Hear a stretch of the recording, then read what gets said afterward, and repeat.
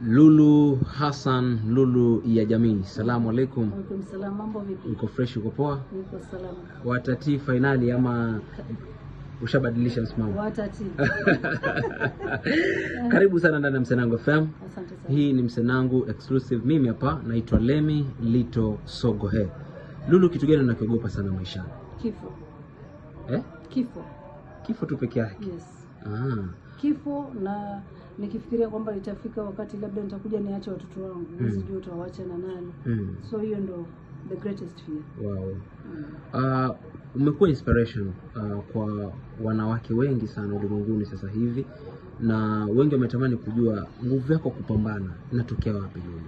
Watoto wangu ama familia yangu kwa jumla. Nikifikiria kesho yao lazima ni work hard sana.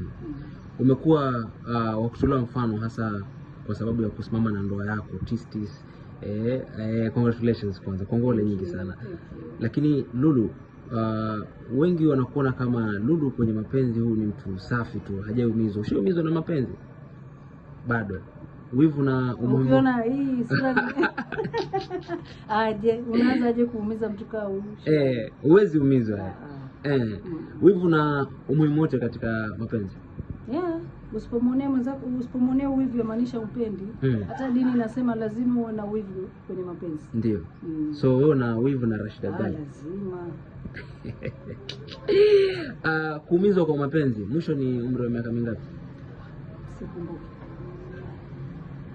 Sijawahi. Sio maana nakwambia ukiangalia kuna mtu wa kuumizwa hapa.